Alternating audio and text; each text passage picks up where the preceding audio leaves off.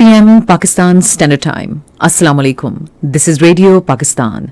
The news read by Sumaira Kamal. The headlines first. Prime Minister has appreciated Asian Development Bank's financing across key economic sectors and in addressing macroeconomic challenges of the country. Minister for Planning has stressed the need to promote environment resilient and smart agriculture businesses to increase country's exports. Minister of State for Foreign Affairs has expressed hope that Kuwait's liberalization of visa regime for Pakistani businessmen and skilled professionals will boost mutually beneficial ties. In Indian illegally occupied Jammu and Kashmir, Indian troops in their fresh act of state terrorism martyred 2 more Kashmiri youth in Pulwama district today. In Ukraine, Russia forces have stepped up their drive to capture city of Bakhmut, the last remaining urban centers in Donetsk region. The 17th match of Pakistan Super League will be played between Peshawar Zalmi and Karachi Kings at Rawalpindi tomorrow. And now the news in details. Prime Minister Mohammad Shehbaz Sharif has appreciated Asian Development Bank's financing across key economic sectors of Pakistan, particularly transport, energy, climate change and social sector. He was talking to a delegation of executive directors of Asian Development Bank of Japan, China and South Korea in Islamabad today. The Prime Minister lauded ADB's long-standing association with Pakistan and for being a reliable partner in socio-economic development of the country. He also appreciated ADB's generous support in the wake of the 2022 floods.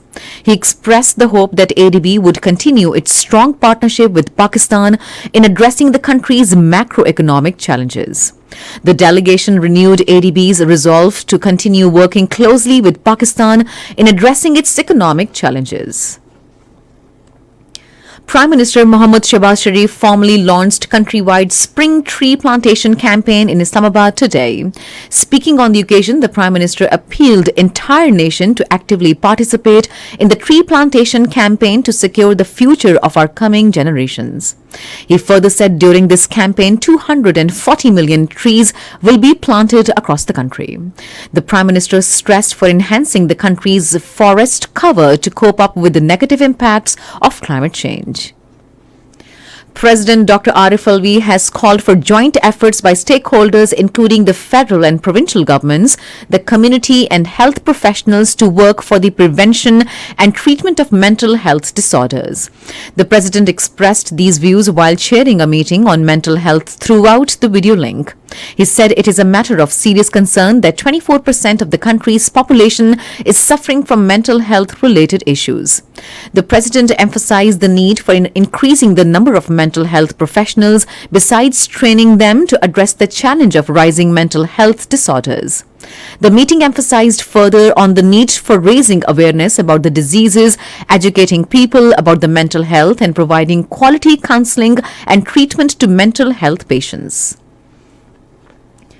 Minister for Planning and Development Ahsan Iqbal has stressed the need to promote environment resilient and smart agriculture businesses to increase country's exports.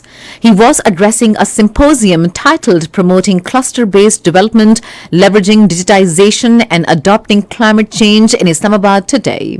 The minister said value chain must be adopted to increase the profitability of agri-businesses. He said new agriculture policies should be focused on environment resilience. Ahsan Iqbal said political stability is inevitable for structural reforms as it requires continuity of policies, which is not possible with frequent change of governments. Minister for Power Engineer Khurram Dastagir has said that Shanghai Thar Coal Power Project has started generating 2,640 megawatt electricity utilizing the local fuel. Addressing a news conference in Islamabad today, he said the PDM government under the leadership of Prime Minister Mohammad Shehbaz Sharif made hectic efforts to produce electricity using local fuel and added 1,980 megawatts electricity in the system over the past 9 months. Minister for Information Technology and Telecom Syed Aminul Haq says the government desires to build a strategic partnership with Digital Cooperation Organization to leverage the true potential of information and communication technologies for the socio-economic growth. He expressed this during a meeting with Secretary General Digital Cooperation Organization Dima Al Yahya during the 4-day GSMA MWC 23 summit in Barcelona. Government delegations and representatives of cellular and technology companies from around the world are attending the event. Minister of State for Foreign Affairs Hina Rabbani Khar has said Pakistan looks forward to enhancing relations with the brotherly country of Kuwait in all areas of mutual interest, especially health, skilled manpower, IT, food and security. Addressing an event in Islamabad today in connection with the 60th anniversary of establishment of Pakistan-Kuwait diplomatic relations, the Minister of State said both the countries have covered a good distance in strengthening their bilateral relations. She pointed out that Pakistan-Kuwait Investment Company continues to be an important force to bind businesses between the two countries and create opportunities. She further said Pakistani community in Kuwait has played a pivotal role in further solidifying the bonds of cooperation. Hina Rabbani Khar said both the countries have stood by each other in difficult times. This is Radio Pakistan. In Indian illegally occupied Jammu and Kashmir, Indian troops in their fresh act of state terrorism martyred two Kashmiri youth in Pulwama district today. The youth, identified as Aqib Ahmed and Ejaz Ahmed, were martyred by troops during a cordon and search operation jointly launched by Indian Army and police in Avantipura area of the district. Illegally detained senior all-party Surit Conference leader Mirwais Umar Farooq in a statement in Srinagar said, after political disempowerment, now the Kashmiri people are facing systematic economic onslaught in terms of eviction and demolition drive, imposition of new taxes and arbitrary dismissals from government jobs at the hands of Modi regime. He urged New Delhi to reverse its all anti-Kashmiris measures.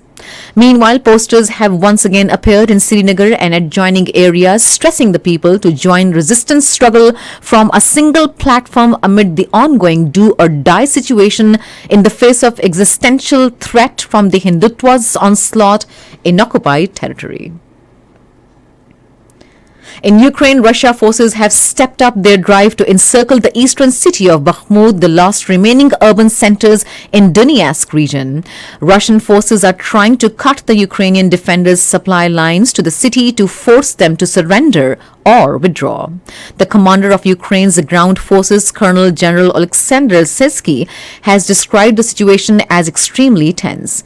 Ukrainian President Volodymyr Zelensky, in his radio address, said Russian forces are constantly destroying everything that can be used to protect our positions for fortification and defense. 11 European Union member states have vowed to strengthen cooperation on nuclear energy.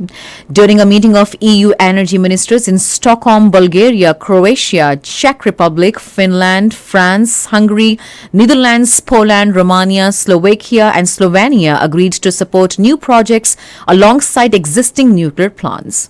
They further said nuclear energy is important for achieving our climate targets. NATO chief Jens Stoltenberg says the members of alliance have agreed to membership of Ukraine. Talking to reporters during a visit to Finland's capital, he said the issue now is that Ukraine prevails as a sovereign independent nation and we need to support it. The 17th match of Pakistan Super League will be played between Peshawar Zalmi and Karachi Kings in Rawalpindi tomorrow. The match will start at 7 p.m. Pakistan Standard Time. And finally, the weather. Cloudy weather is likely to prevail in most parts of the country during the next 12 hours. However, rain with wind and thunderstorm is expected in Potohar region, upper and central Punjab, Khyber Pakhtunkhwa, North Balochistan, Gilgit-Baltistan and Kashmir. To end the news, here are some of the headlines once again. Prime Minister has appreciated Asian development banks financing across key economic sectors and in addressing macroeconomic challenges of the country. Minister for Planning has stressed the need to promote environment resilient and smart agriculture businesses to increase country's exports. Minister of State for Foreign Affairs has expressed hope that Kuwait's liberalization of visa regime for Pakistani businessmen and skilled professionals will boost mutually beneficial ties. And that is the end of the news. For more news and analyses, log on to our website radio.gov.pk and also watch live streaming of our bulletins on the link facebook.com/radio Pakistan News Official.